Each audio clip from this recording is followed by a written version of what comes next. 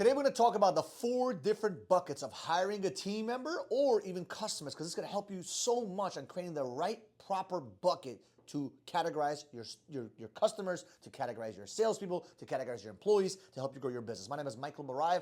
I was able to build a team of 150 plus sales guys in less than 2.5 years. We did that with zero money invested from the outside. Now we have a call center growing, we have a marketing team growing. We have a lot of things cooking from coast to coast like butter on toast. So I don't know why I do that introduction all the time. It's just fun and I love it. It's funny, but let me talk about one thing that really saved my life. When I understood this concept, oh my God, my life changed like crazy. I realized that there's 4 types of people out there. 4 types of people in 4 different buckets, right? Whether it's in relationships, whether it's in for customers, whether it's for salespeople, whether it's for employees, it's always these 4 buckets. And if you can get good at identifying which bucket is this person in, your life will get 10 times better. So I'm going to start off with the last bucket. The last bucket are people that you do not want in your team. This bucket, you do not want them as your customer. You do not want them as your boyfriend, girlfriend, someone you would never date. Why? Because they're garbage for you, they're garbage for the society, they're garbage for the culture, they're just not good for you. This doesn't mean they're bad people, but they're just no's, right? They're N-O's. And what I've learned is that a lot of times we're trying to convince the no's to become yeses. Right? And that's not what you want to do when you're building a team or anything like that, because you got to be very careful. If you pick number 1 with the number 1 customer, right? Because number 4 is the no's, number 1 is the yeses. A lot of times we put the yeses on the back burner because look, they're already an automatic yes, they're amazing, they're ideal, and now we want to convert everyone, right, from no's to yeses. And what I realized is, why are you trying to do that? Why not just go find people that are yeses all the time? It's so much easier to find a bunch of yeses. And I'm not talking about handling objects. I'm talking about quality of individual, quality of the person that you would actually let into your family, quality of person you will let into your business, right? When you're hiring an employee, when you're getting a customer, right? There's 4 types of this. There's literally 4 types. There's the ones that give you the massive headaches and then zero return. You actually lose money. And there's the ones that are your ideal customer, your ideal business partner, your ideal everything, your ideal employee. So when you identify that, you might say, okay, Michael, there's people in the middle. There are, right? So the second person is the people that you're okay with. They're okay. They're fine. They're good. They're not the best. They have a little bit of drama, a little bit of issues, but it's still worth the money. You still got to deal with them and kind of still make money with them, and that's okay. You would still hire them, right? Because they'll probably fit into your company. They fit into the culture. They're just not the best of the best. Then you have the third bucket, which is people that are tire kickers, I call them. A waste of time. Not because they're bad. They give you signs that they're the right person, but in reality, they're not. They drain you a lot of time. They drain you a lot of energy, and they have the potential to one day maybe, but guess what? You just wasted a lot of time. So you got the no's, right? You got the yeses, which is number 1. You got the, they're good, they're okay. I would have them in my team. I would date this girl. I would date that guy. I would give them a chance, but they're not ideal yet. And then you have the third bucket, which is they're tire kickers. They're wasting your fucking time. And what I've realized is that a lot of people, they put the first, the second, and the third type of person into their company. They get those customers, and they also try to convert these people to be yeses. You're trying to make everybody your customer. You're trying to make everyone be part of your team. And what I've learned is that if you could just compartmentalize those 4 buckets and only allow people that fit your culture, only allow customers that fit your criteria of what you're looking for, you will have a much easier time to build a team, much easier time to build a business, much easier time to deal with your customers, and you'll have so much time to focus on growing your team and growing your business and dating the right person. So for example, if one of your things, as an example, is you do not want a girl, I'm just throwing this as an example, that shows her body off outside the way she dresses, and that's one of your criteria, she's bucket number 3, why are you trying to make her into bucket number 1 instead of your ideal customer? Why are you trying to still talk to her? Why are you wasting your freaking time? If they're not for you, they're not for you. Look for your ideal customer. Look for your ideal employee. And a lot of people make this mistake. They try to convert everyone to become their ideal customer. And then what happens is you get this customer into your business, you get this customer into your team, you hire this person, and you start realizing that your whole culture gets fucked up. Because when you put the wrong person around ideal people, guess what? The ideal people quit.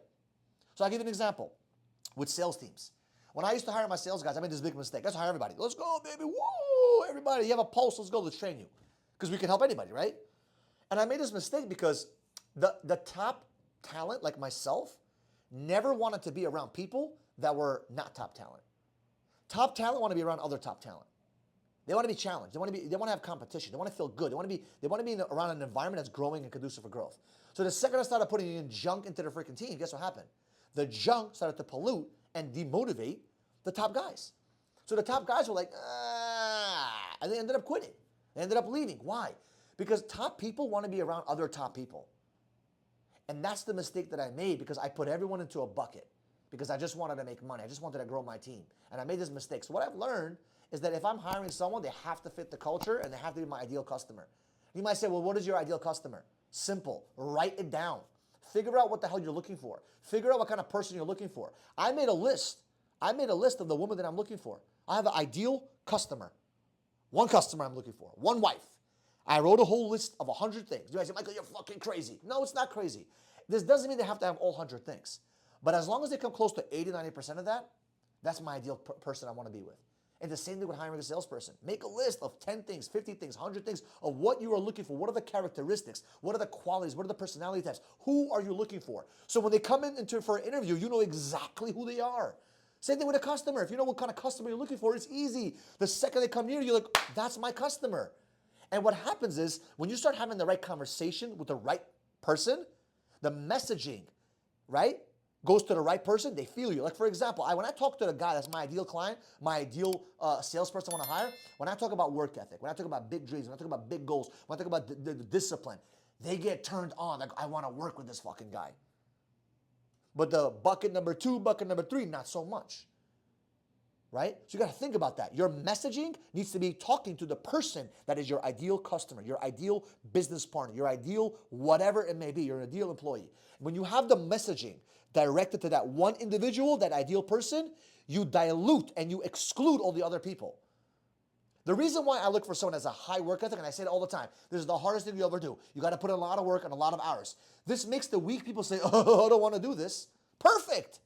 And the good thing is the more you exclude people out of your list, the more people you exclude out of that situation, the more employees you exclude, the more customers you exclude, the more you get people that want to be a part of it because it's exclusive.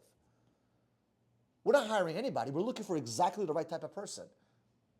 You understand what I'm saying? It's very important to understand that, because the more your messaging is directly to that individual that's your ideal customer or your ideal client or your ideal hire, whatever it may be, the right people will be attracted to that and the wrong people will run away. And that's what you want. So for example, right, if you're on a dating website and you're looking for a wife, don't put pictures of yourself with a nice balcony or a nice car or nice this. Don't put pictures like that.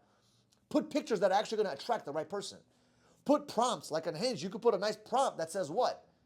You could put a prompt that says masculine energy, looking for feminine energy, as an example. Talk about the things that you're looking for: husband, family, wives, things that are important to you, right? Don't put like things that are going to make bimbos get attracted to you. It's common sense.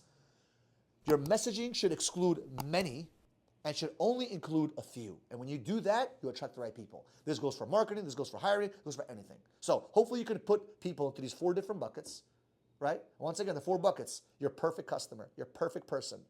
Second is they're okay, they're good. You would accept them, but not 100%. They got some issues. They may not, they're okay though. The third one are tire kickers, wasting your fucking time. They look like it, they smell like it, but they're not it. They'll drain your energy, drain your money, drain everything. And they'll distract your business, you'll be in circles. And the last one is the no's. Stay away from those, obviously. Does that make sense? So, hopefully you got some value from this. My name is Michael Barayev, and if you could subscribe to the channel, it would mean the world to me, so we can share this and grow this channel to 100,000 subscribers, which we are doing right now, pushing very through. We're growing like coast to coast like butter on toast. So, subscribe to the channel, like this video, and do me a favor. If you have any questions, drop it in the comment. And if you have any other topics you'd like me to go over, drop it down in the comments, and we'll see you guys in the next video.